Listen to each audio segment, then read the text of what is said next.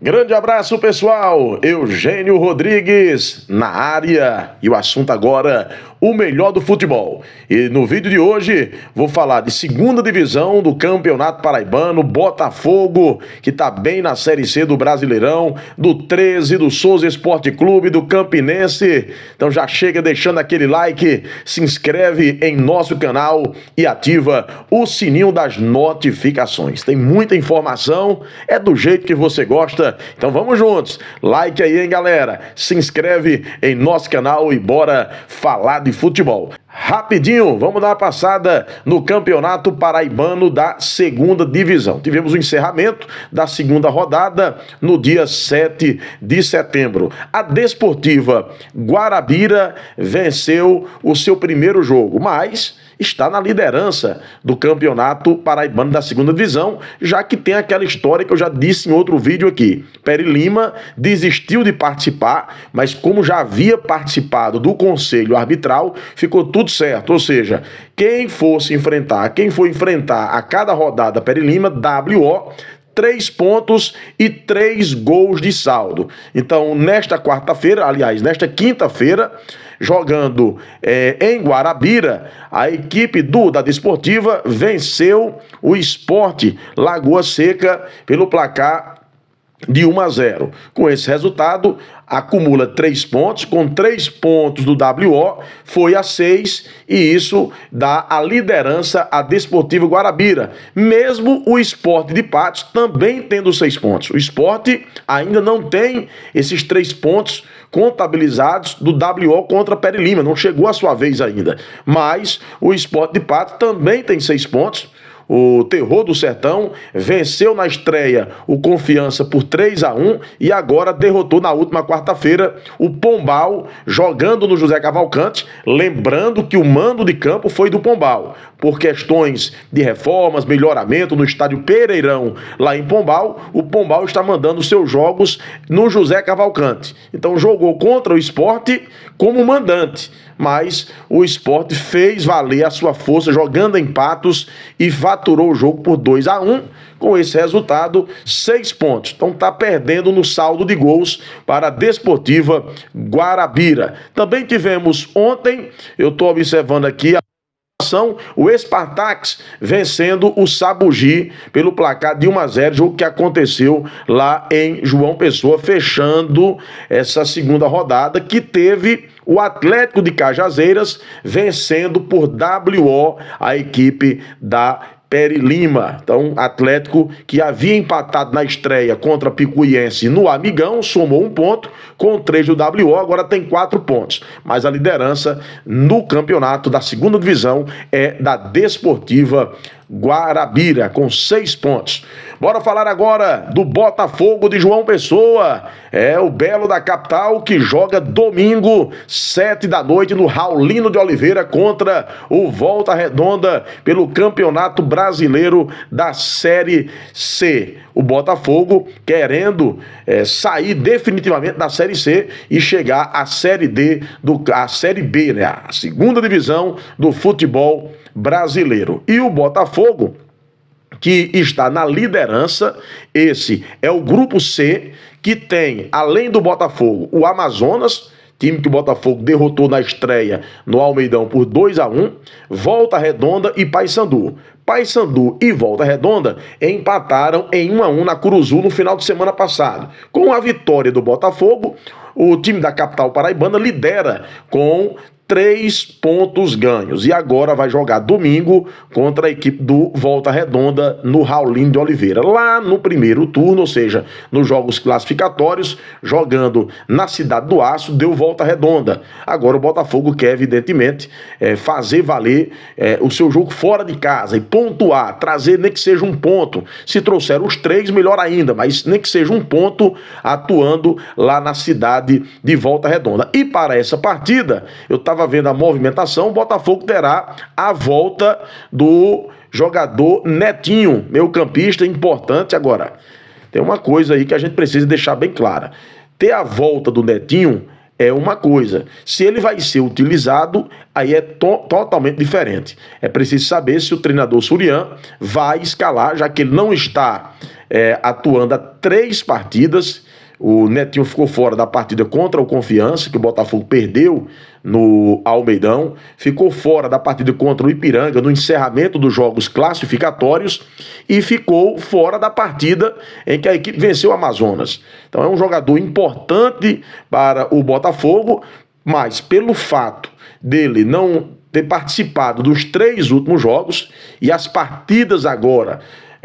as partidas que são jogadas nessa fase decisiva, elas são mais pesadas. Cada jogo é uma decisão, cada momento é muito decisivo. Você precisa ter o jogador no seu melhor, ter o jogador na sua melhor condição física, técnica, mental. Então o Netinho é um jogador muito importante. Resta saber se ele vai retornar à condição de titular ou o técnico Surian vai manter Hadley, ele que vem jogando como titular, aliás, vem dando conta do recado. Então tem essa situação que o técnico Felipe Surian, inclusive o jogador Netinho, postou em suas redes sociais sobre o embarque. O Botafogo já viajou com destino ao Rio de Janeiro. É desejar boa sorte para o Botafogo, que está nessa fase decisiva. A provável escalação do Botafogo, eu estava observando aqui, e não deve fugir disso. Não deve fugir porque o técnico deve manter o time que venceu o Amazonas por 2-1. Deve ser Mota no gol, Ricardo Luiz pela direita, os zagueiros Pedro Carrerete, Wesley Matos e Zé Mário pela canhota, Wesley Dias, Hadley ou Netinho, eu acredito que mantém o jogador que já vem atuando, e Renatinho, Bismarck, Matheus Anderson e Mariotto. Deve ser esse o time do Botafogo, que espera trazer um bom resultado jogando na cidade do Aço. Uma semana de trabalhos positivos, inclusive o técnico Surian avalia uma semana bem produtiva, estudou, analisou bastante o time do Volta Redonda. Agora entender principalmente os atletas, que o Botafogo, que está na liderança, começou com o pé direito. Um resultado de vitória seria espetacular, mas não perder esse jogo vai manter o Botafogo na linha de frente do seu grupo. E lembrando que nós só temos 6 jogos nessa fase e os 2 irão subir deste grupo, porque sobem 2 do outro grupo. Então 2 irão subir deste grupo. Então é bom lembrar o seguinte: se você pontuar fora de casa e fizer o dever de casa, automaticamente você tem grandes chances de chegar lá, de conseguir o acesso. Como o Botafogo conseguiu vencer em casa, é buscar um ponto, sabendo da dificuldade, mas o técnico estudou bastante o adversário, semana produtiva de trabalho.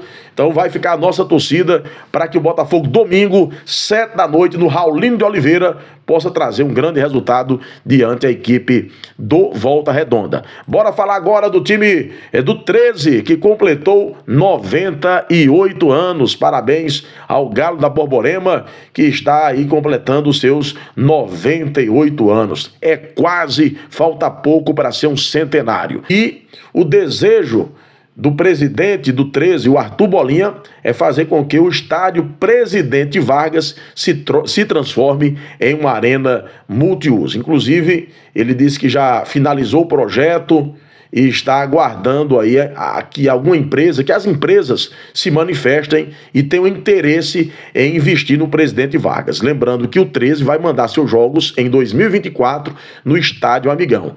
O estádio Presidente Vargas precisa passar por algumas reformas urgentes para poder mandar jogos oficiais. Se alguma empresa se habilitar e quiser transformar o Presidente Vargas em uma arena multiuso, o investimento é aproximadamente 36 milhões de reais. Para o 13 mandar jogos, hoje, se quisesse mandar jogos para o ano que vem no estádio Presidente Vargas, segundo o presidente Arthur Bolinha, teria que ser um investimento inicial aí de uns 2 milhões para recuperar algumas situações estruturais do Presidente Vargas. Valor que é inviável hoje para o time do 13, que precisa investir agora no elenco, na formação do time. Aliás, só para fazer as atividades cotidianas lá no Presidente Vargas, o seu trabalho de preparação, o 13 vai investir cerca de 40 mil reais no gramado, para o time fazer treinos, né? Ou seja, o trabalho do dia a dia. Então não é fácil. Futebol, gente, é muito difícil, a gente bate sempre nessa tecla. Então o 13 não teria condições de fazer um investimento inicial de 2 milhões para poder mandar jogos. É preferível fazer como foi feito agora, um projeto e apresentar empresas para alguém se habilitar, ter as suas vantagens utilizando o presidente Vargas e colocar aí um estádio novo, uma arena, na verdade, multiuso, com o 13 se aproveitando plenamente. Mas isso é uma coisa maior, que é para frente, embora o projeto esteja pronto, mas a priori o 13 está investindo no gramado, o trabalho já foi iniciado, para quando o time se apresentar visando as 4 competições do ano que vem, possa ter um local específico adequado para os seus treinamentos. Aliás, o 13 já está no mercado. Vi uma interação de um dos diretores, o Joba, dizendo que já tem pelo menos 8 jogadores contactados, já conversando, precisando de poucos detalhes para o sinal positivo e o acerto com o time do Galo. Uns são remanescentes do time campeão paraibano, outros são novidades. Evidentemente o 13 não vai conseguir trazer todo mundo e nem seria interessante trazer todo mundo, até porque o 13 aumenta o seu nível de disputa. Não é só o paraibano, vai jogar uma Copa do Nordeste, Copa do Brasil, um Brasileirão da Série D, então precisa elevar também o nível do seu elenco, e nem todos que foram campeões estarão de volta. Um que o 13 tem buscado já a renovação, pelo menos o retorno, não é renovação, é o retorno, ele que está jogando lá pela Copa Paulista, pelo Juventus, é o volante Roberto. O 13 claramente já manifestou seu desejo e resta saber se vai ser possível trazer o jogador Roberto de volta. Há um comentário que o 13 poderia buscar o Yamada, mas o jogador que estava no Asa de Arapiraca, que não está mais, até porque o Asa, depois da Série D, está inativo, o jogador disse que também não foi procurado a priori por ninguém do Galo da Borborema. Não se sabe se ele voltará ou não. Nos próximos dias deveremos ter novos capítulos no Galo da Borborema.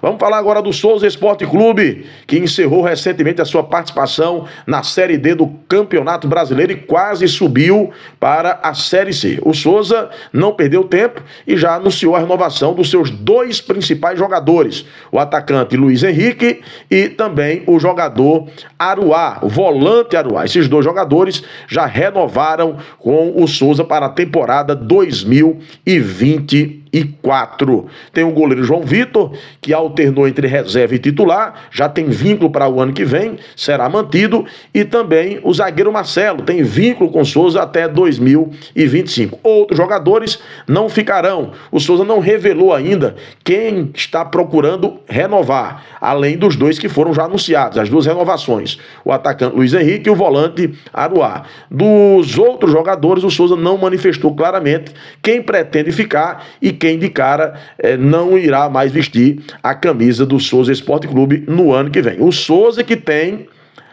também um calendário cheio, pré-Copa do Nordeste em 2024, Campeonato Paraibano, tem ainda o Brasileirão da Série D e a Copa do Brasil. Souza também tem um calendário farto e a informação do presidente Aldeone Abrantes é de que já tem pelo menos 4 jogadores contactados que vem conversando com esses jogadores e já quer fazer o anúncio nos próximos dias. Essa é a expectativa. Jogadores, repito, que serão novidades, não são jogadores remanescentes do ano de 2023. Então o Souza já conversa com jogadores, tanto do ataque, lateral esquerdo, também lateral direito e mais um jogador de meio campo.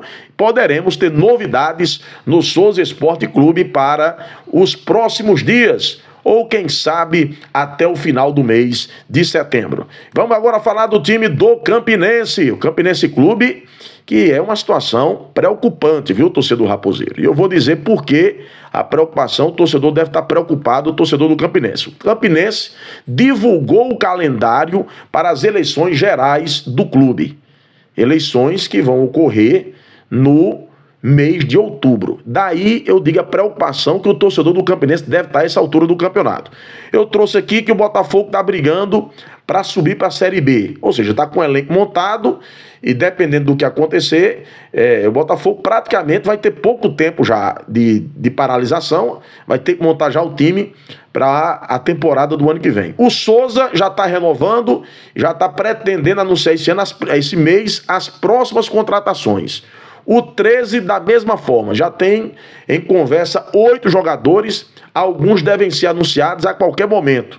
E o Campinense, o seu torcedor tem esse motivo de preocupação, porque está em fase de eleição. Como é que você pode falar em contratação em nomes se não sabe sequer quem será o presidente da equipe para os próximos anos? Então isso causa uma preocupação, porque quando você for ao mercado, é uma coisa natural, os principais, os melhores jogadores, provavelmente, já terão, inclusive, sido anunciados por outros clubes, como disse aqui, Souza 13, já estão no mercado. Olha só, a comissão eleitoral publicou no site do Campinense o calendário das eleições gerais do clube que vão acontecer este ano. Ao fim do processo, vão ser eleitos os novos membros para o Conselho Deliberativo e também para a diretoria executiva da Raposa, incluindo o presidente.